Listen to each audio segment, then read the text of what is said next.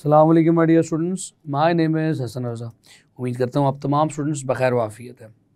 My dear students, हम आज के इस लेक्चर में एक बहुत इंटरेस्टिंग फिनोमेना को समझेंगे। हम ये समझेंगे कि आखिर इलेक्ट्रिसिटी कैसे जनरेट की गई है। इस चैप्टर में हम ये तो पढ़ते आए हैं कि इलेक्ट्रिसिटी से मैग्नेटिज्म, मैग्नेटिक फील्ड पैदा की जा सकती है।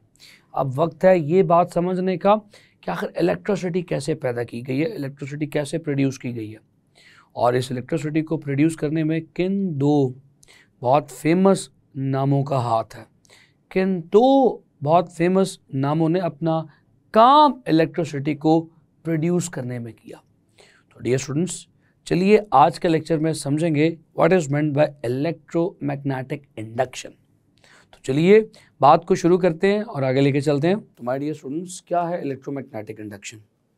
स्टूडेंट्स, इलेक्ट्रोमैग्नेटिक इंडक्शन के कॉन्सेप्ट को सोचने से पहले एक स्टेप बैकवर्ड आए। हम इस चैप्टर के स्टार्ट से ये बात कहते चले जा रहे हैं कि जब भी किसी कंडक्टर में से करंट पास करता है तो उस कंडक्टर के गिर्द मैग्नेटिक फील्ड प्रोड्यूस होती है। If that is a straight wire, the magnetic field will be produced around that wire. My dear students, if that is a solenoid or the wire turned into the form of a coil, उसके case में भी current magnetic field produce करता है, but that magnetic field is obviously in the form of the magnetic field produced by the bar magnet. तो dear students, एक point simple सा ये है कि अगर करंट किसी कंडक्टर से पास करे तो मैग्नेटिक फील्ड प्रोड्यूस होती है। इसका ऑपोजिट क्या हो सकता है? My dear students, Michael Faraday और जोसेफ हेनरी के दिमाग में यही बात चल रही थी कि अगर करंट मैग्नेटिक फील्ड प्रोड्यूस कर सकता है तो मैग्नेटिक फील्ड से करंट क्यों प्रोड्यूस नहीं हो सकता? तो मैग्नेटिक फील्ड से भी करंट प्रोड्यूस हो सकता है। आपने कभी सोचा नहीं कि ये जो इलेक्ट्रिसिटी आपके पास आती है, ये जो करंट आपके घरों में सप्लाई किया जाता है, जिसकी मदद से आप तमाम लाइट्स को ऑपरेट कर रहे हैं, अपने इंस्ट्रूमेंट्स को, इलेक्ट्रिकल अप्लायंसेस को ऑपरेट कर रहे हैं, ये इलेक्ट्रिसिटी आखिर कहाँ से आ रही है? ये इलेक्ट्रिसिटी आखिर कहाँ से आपके घर तक सप्लाई हो रही है? My dear students, by the concept of Michael Faraday and Joseph Henry, the opposite of magnetic effect of current is possible। यानी कि जैसे करंट से मैग्नेटिक फील्ड प्रोड्यूस की जा सकती है, तो फिर क्यों नहीं मैग्नेटिक फील्ड से करंट क्यों नहीं प्रोड्यूस किया जा सकता? स्टूडेंट्स, इसी बात को स्टडी करने के लिए माइकल फैराडे ने एक एक्सपेरिमेंट किया। माइकल फैराडे ने एक वायर का लूप बनाकर उसे गैल्वानोमीटर के साथ कनेक्ट किया और उस वायर के लूप की एक साइड को, एक वायर को मैग्नेटिक फील्ड में प्लेस किया। तो ये यू शेप्ड मैग्नेट आप देख सकते हैं, इसमें एक साइड नॉर्थ है, एक साइड साउथ है। नॉर्थ से मैग्नेटिक फील्ड लाइंस एमिट होती हैं, साउथ की तरफ जाती हैं, साउथ में टर्मिनेट होती हैं। तो मैग्नेटिक फील्ड लाइंस की डायरेक्शन आप देख सकते हैं। माइकल फैराडे ने नॉर्थ से साउथ की तरफ directed in magnetic field lines में एक वायर को रख दिया। स्टूडेंट्स, माइकल फैराडे ने ये ऑब्जर्व किया कि जब तक ये वायर इस मैग्नेटिक फील्ड में पड़ी रहे, यानी मैग्नेटिक फील्ड को भी चेंज ना किया जाए, इस वायर को भी मूव ना किया जाए, तब तक ये गैल्वानोमीटर कोई रीडिंग शो नहीं करेगा। This was the observation made by Michael Faraday. So as long as the magnetic field is constant, as long as the wire is stationary, no deflection is shown by the galvanometer. That means there is no sign of current. कोई current, कोई बिजली पैदा नहीं हुई। लेकिन dear students, the curiosity of Michael Faraday was very high. Michael Faraday ने इस wire को in the direction of magnetic field, या opposite to the direction of magnetic field move किया। यानी कि माइकल फैराडे ने इस वायर की वेलोसिटी को parallel to the magnetic field move करवाया। आप देख सकते हैं ये in the direction of magnetic field wire move कर रही है, यानी टुवर्ड्स साउथ जा रही है या टुवर्ड्स नॉर्थ आ रही है। इसमें आप देख सकते हैं कि still galvanometer is not showing any sign, galvanometer is showing no deflection. यानी कि माइकल फैराडे ने दूसरी ऑब्जर्वेशन ये की कि अगर इस वायर को मैं along द डायरेक्शन या opposite to the direction of magnetic field भी मूव करवाऊं तो भी कोई ईएमएफ, कोई करंट इस वायर में पैदा नहीं हो रहा, लिहाजा कोई डिफ्लेक्शन भी गैल्वानोमीटर में नहीं हो रही। My dear students, the final observation that was made by Michael Faraday was marvellous, magnificent. उसने क्या किया, उसने इस वायर को अब perpendicular to the magnetic field move किया such that the wire is cutting through the magnetic field lines। Magnetic field lines के perpendicular ये वायर मैग्नेटिक फील्ड लाइंस को काटती हुई जब ऊपर गई तो इस वक्त गैल्वानोमीटर ने एक डिफ्लेक्शन शो की। और आप जानते हैं गैल्वानोमीटर की डिफ्लेक्शन का मतलब क्या है? गैल्वानोमीटर की डिफ्लेक्शन का मतलब है द इंडक्शन ऑफ करंट, यानी करंट अब यहां पर गैल्वानोमीटर में डिटेक्ट हो रहा है, यानी कि by the perpendicular motion of this wire in the magnetic field of this magnet some current is produced in the wire.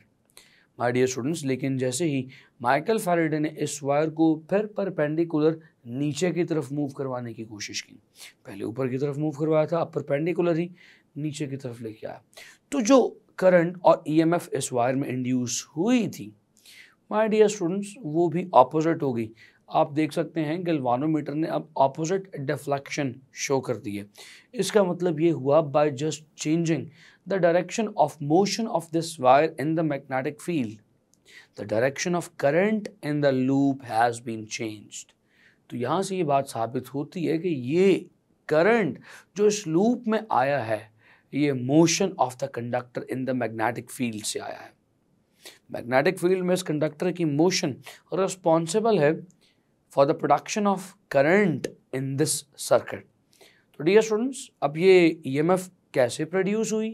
ये ईएमएफ सिर्फ उसी सूरत में प्रोड्यूस हुई है। ये ईएमएफ आप जानते हैं पोटेंशियल डिफरेंस को कहते हैं, पैदा होने वाले पोटेंशियल डिफरेंस को। ईएमएफ और ये करंट उसी सूरत में प्रोड्यूस हुआ है जब आपने इस कंडक्टर को perpendicular to the magnetic field move करवाया। We will get no EMF, we will get no current when this conductor will be moving in a direction along और opposite to the direction of magnetic field. तो यहाँ पर एक short question भी बन सकता है, बहुत इंपॉर्टेंट क्वेश्चन बन सकता है कि करंट और ईएमएफ कब इंड्यूस होगी एक कंडक्टर में? When the conductor is travelling perpendicular to the magnetic field. My dear students, तो ये तो ऑब्जर्वेशन थी माइकल फैराडे की। यहाँ पर बात खत्म नहीं होती। We have another very curious mind. हमारे पास एक और बहुत पुरतजस्सुस ज़हन मौजूद है, that is Joseph Henry. Joseph Henry ने भी कुछ एक्सपेरिमेंट्स किए। My dear students, Joseph Henry ने ये ऑब्जर्व किया। सेंटेंस पे भी फोकस कीजिएगा, सेंटेंस को एक्सप्लेन करना है मुझे। तो जोसेफ हेनरी ने माय डियर स्टूडेंट्स ये ऑब्जर्व किया कि अगर किसी लूप में से, किसी कॉइल में से मैं मैग्नेटिक फील्ड लाइंस को चेंज करूं तो उस लूप में भी करंट इंड्यूस हो जाएगा। तो dear students, Joseph Henry observed that current or EMF can be induced in a loop by just changing the magnetic field lines through that loop। तो आपने सेंटेंस देखा, लेकिन मुझे इस सेंटेंस की समझ नहीं आई कि मैग्नेटिक फील्ड लाइंस के चेंज होने का मतलब क्या है। मैग्नेटिक फील्ड लाइंस के चेंज होने से EMF या करंट के पैदा होने का आखिर क्या मतलब है? स्टूडेंट्स, इस सेंटेंस को समझने के लिए पहले हमें यह समझना होगा कि किसी एरिया में से चेंज होने वाली मैग्नेटिक फील्ड लाइंस का फिजिकल मतलब क्या है। तो स्टूडेंट्स, चलिए एक एरिया को ड्रॉ करते हैं। आप ये एक क्रॉस सेक्शनल एरिया या कोई भी एक रेक्टेंगुलर या स्क्वायर एरिया को अपने सामने देख रहे हैं। इस स्क्वायर एरिया के सामने अगर मैं एक मैग्नेट रखूँ, उस मैग्नेट का north pole magnetic field lines को एमिट करेगा। तो आप देख सकते हैं कि इस एरिया में से कुछ मैग्नेटिक फील्ड लाइंस पास कर रही हैं। माय डियर स्टूडेंट्स, ये पास करने वाली मैग्नेटिक फील्ड लाइंस इस वक्त इस मैग्नेटिक फील्ड की स्ट्रेंथ को रिप्रेजेंट कर रही हैं। ज़ाहिर है कि अगर ये एरिया में मैग्नेट के करीब लाता जाऊंगा तो ज़्यादा से ज़्यादा मैग्नेटिक फील्ड लाइंस इस एरिया में से पास करेंगी। तो मैं ये कहूँगा कि the magnetic field strength through this area is very strong. अगर मैं इस एरिया को पीछे ले जाऊंगा तो ज़ाहिर है इसमें से पास करने वाली मैग्नेटिक फील्ड लाइंस कम हो जाएंगी, रिड्यूस कर जाएंगी। सो मैं ये कह सकता हूँ कि मैग्नेटिक फील्ड लाइंस कम हो गई है, यानी magnetic field strength through this area reduce कर गई है। So magnetic field lines passing through this area represents the magnetic field strength on this point, on this position, at this area. My dear students, ये magnetic field strength या magnetic field lines जो इस area में से पास कर रही हैं, ये दो चीज़ों पर, दो फैक्टर्स पर डिपेंड करती है। पहला फैक्टर तो आपने देखा, पोजीशन ऑफ द एरिया है। आपने एरिया को आगे पीछे मूव किया, आपने देखा मैग्नेटिक फील्ड स्ट्रेंथ कम हो गई। इस एरिया में से पास करने वाली मैग्नेटिक फील्ड लाइंस रिड्यूस भी की, बढ़ भी गई। इसी तरह से अगर आप मैग्नेट को आगे पीछे मूव करेंगे तो इसी तरह से इसमें से पास करने वाली मैग्नेटिक फील्ड लाइंस इंक्रीज कर जाएंगी with the motion of magnet toward this area. और जब ये मैग्नेट को अवे मूव किया जाएगा तो मैग्नेटिक फील्ड लाइंस भी रिड्यूस कर जाएंगी। So my dear students, the factor which will affect the magnetic field strength or the magnetic field lines passing through this area is the motion of the magnet or the motion of this area.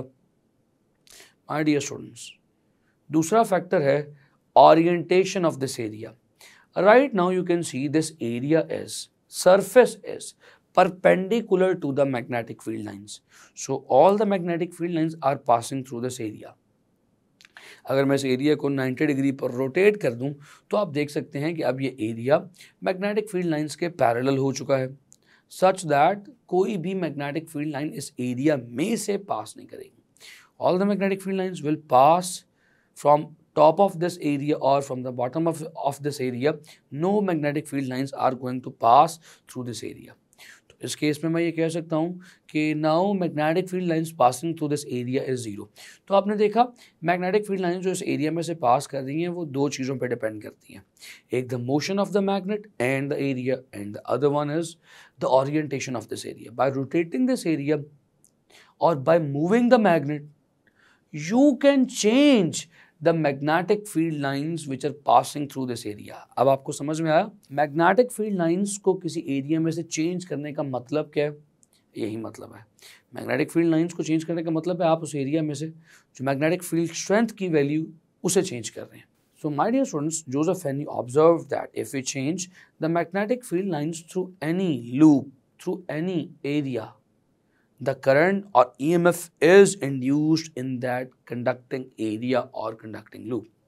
इस बात को समझने के लिए मुझे फिर एक छोटी सी एक्टिविटी, एक छोटा सा एक्सपेरिमेंट आपके साथ शेयर करना पड़ेगा। माय डियर स्टूडेंट्स, वो एक्टिविटी, वो एक्सपेरिमेंट क्या है, चलिए समझते हैं। मेरे पास ये एक टर्न है, एक लूप है, सिंगल लूप है। माय डियर स्टूडेंट्स, इस सिंगल लूप के पास मैं अपना एक मैग्नेट ले आया हूँ, बाहर मैग्नेट। मैंने इस सिंगल लूप को गैल्वानोमीटर के साथ कनेक्ट किए। तो माय डियर स्टूडेंट्स, मैं ऑब्जर्व क्या कर रहा हूँ, इस वक्त ये मैग्नेट इस लूप के पास रख छोड़ा मैंने। कोई मैग्नेटिक फील्ड लाइंस जो इस लूप में से पास कर रही है चेंज नहीं हो रही। लेट्स से आप इस वक्त देख सकते हैं, let's say 5 magnetic field lines are passing through this area, through this loop. So as long as the magnet is at rest, no magnetic field lines are increasing or decreasing. The magnetic field lines passing through this area are constant. वो 5 ही रहेंगी। My dear students, now if I start moving this magnet away from this coil, तो क्या होगा, इसमें से गुजरने वाली magnetic field lines आप देखें रिड्यूस कर रही हैं। तो पीछे लेके आता जा रहा हूँ, मैग्नेटिक फील्ड लाइंस 4 से 5 से 4, 4 से 3, 3 से 2 हो गई। So now magnetic field lines which are passing through this area, this coil, are changing, are reducing. तो होगा क्या, इस मैग्नेटिक फील्ड लाइंस के चेंज करने से नीचे गैल्वानोमीटर पे एक डिफ्लेक्शन शो होगी।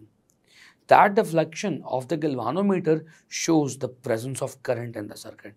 आपने बैटरी तो कोई नहीं लगाई सर्किट में, आपने सिर्फ एक लूप के साथ एक गैल्वानोमीटर कनेक्ट किया हुआ। लूप के एरिया, लूप के मैग्नेटिक फील्ड के चेंज होने से इसमें आपने करंट इंड्यूस होते हुए देखा और जिस करंट को गैल्वानोमीटर ने डिटेक्ट करके बताया। तो my dear students, Joseph Henry observe that by changing the magnetic field lines through any conducting loop will induce the current, will induce the EMF in that loop। अगर आप अब इस magnet को आगे की तरफ मूव करवाना शुरू कर दें तो आप देखेंगे इसमें से गुजरने वाली मैग्नेटिक फील्ड लाइंस बढ़ती जा रही हैं, 2 से 3, 3 से 4, 4 से 5। तो by increase in magnetic field lines आप देखेंगे कि फिर से इस गैल्वानोमीटर पे डिफ्लेक्शन हुई है, but that deflection is now in the opposite side. तो डियर स्टूडेंट्स, इससे फिर वाज़ेह तौर पे सबूत ही मिलता है कि ये जो ईएमएफ इंड्यूस हुई है, ये जो करंट इंड्यूस हुआ है, ये मेयरली सिर्फ और सिर्फ मोशन ऑफ मैग्नेट यानी चेंज इन मैग्नेटिक फील्ड पे डिपेंड करता है। मोशन ऑफ मैग्नेट मैंने इसलिए कहा क्योंकि मोशन ऑफ मैग्नेट से ही मैग्नेटिक फील्ड को आपने चेंज किया। माय डियर स्टूडेंट्स, ये तो एक वायर थी जिसका आपने एक लूप बनाया, उसमें आपने करंट और ईएमएफ को इंड्यूस किया। Now my dear students, imagine करें और मुझे आप सोचकर बताएं कि इसकी बजाय अगर एक लूप की बजाय 3, 4, 5 लेट से 10 लूप्स का एक कॉइल हो जिसे आप सोलेनॉइड कहते हैं, तो किस में ज़्यादा ईएमएफ या करंट इंड्यूस होगा, इस 10 टर्न्स वाले सोलेनॉइड में या एक टर्न वाले सोलेनॉइड में? माय डियर स्टूडेंट्स, दोनों को अपने सामने रखें। एक तरफ एक टर्न वाला सोलेनॉइड है या एक टर्न वाला लूप है जिसके साथ गैल्वानोमीटर कनेक्टेड है, और एक तरफ 10 टर्न्स वाला लूप है जिसे आप सोलेनॉइड कहते हैं। तो डियर स्टूडेंट्स, जब आप मैग्नेटिक फील्ड को चेंज करेंगे सिंगल टर्न वाले लूप से, तो सिर्फ एक ही टर्न में मैग्नेटिक फील्ड के चेंज होने से ईएमएफ इंड्यूस होगी, यानी सिर्फ एक ही टर्न में करंट या मैग्नेटिक फील्ड की इंडक्शन का फिनोमेना अकर होगा, क्योंकि मैग्नेटिक फील्ड लाइंस सिर्फ एक ही लूप में चेंज हो रही हैं। इसके बरक्स अगर आप 10 टर्न्स वाले सोलेनॉइड या 10 टर्न्स वाले इस कॉइल को ऑब्जर्व करें, जब आप इस कॉइल के पास मैग्नेट को मूव करवाएंगे या अवे मूव करवाएंगे, तो आप देखेंगे कि मैग्नेटिक फील्ड लाइंस इन 10 की 10 टर्न्स में से चेंज हो रही हैं। तो 10 की 10 टर्न्स में करंट और ईएमएफ इंड्यूस होगी, तो जाहिर है इस केस में ज़्यादा ईएमएफ इंड्यूस होगी। So in this case the induced current, induced EMF is 10 times more stronger, 10 times more in value as compared to the current or EMF induced in the single turn। तो my dear students, यहाँ से हमने एक बहुत interesting चीज़ भी सीख ली। हम Michael Faraday और जोसेफ हेनरी की ऑब्जर्वेशंस तो सीख चुके हैं, लेकिन एक और बहुत इंटरेस्टिंग चीज़ हमने सीखी। हमने ये सीखा कि नंबर ऑफ टर्न्स को, डियर स्टूडेंट्स टर्न से परेशान ना होइएगा, टर्न का मतलब है बल, एक चक्कर वायर का। नंबर ऑफ टर्न्स बढ़ाने से इंड्यूस्ड ईएमएफ और इंड्यूस्ड करंट बढ़ जाते हैं। तो अगर आपसे कोई पूछ ले कि इंड्यूस्ड करंट और इंड्यूस्ड ईएमएफ किन फैक्टर्स पर डिपेंड करते हैं, so what are the factors affecting the induced current और induced EMF in the circuit? My dear students, the very first factor is number of turns. Dear students, दूसरा factor क्या होगा? रुक जाइए, क्योंकि कॉन्सेप्चुअली चीज़ें सीखनी है। जवाब आप देंगे, मैं आपको हेल्प आउट करूंगा। स्टूडेंट्स देखिए, ये मैग्नेटिक फील्ड लाइंस के चेंज होने से ईएमएफ और करंट इंड्यूस हो रहा है ना, तो जितना ज़्यादा मैग्नेटिक फील्ड लाइंस को चेंज करेंगे उतना ज़्यादा करंट और उतना ज़्यादा ईएमएफ इंड्यूस होगा।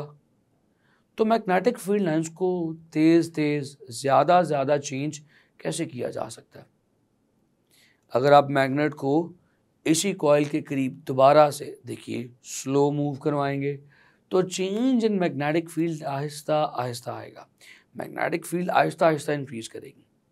इसके बरक्स अगर आप इस मैग्नेट को ज़रा fastly towards this coil move करवाएं, तो चेंज इन मैग्नेटिक फील्ड भी ज़्यादा आएगा। डियर स्टूडेंट्स, इसी ज़्यादा वाले केस में इंड्यूस्ड ईएमएफ, पैदा होने वाली ईएमएफ भी ज़्यादा होगी, क्योंकि ये EMF change in magnetic field से ही तो पैदा हो रही है। तो ज़्यादा मैग्नेटिक फील्ड तेज़ की, स्पीड से तेज की, माय डियर स्टूडेंट्स ज़्यादा करंट और ज़्यादा ईएमएफ इंड्यूस हुई।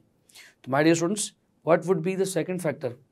The second factor which will affect the induced EMF is speed of the relative motion of the coil or the magnet.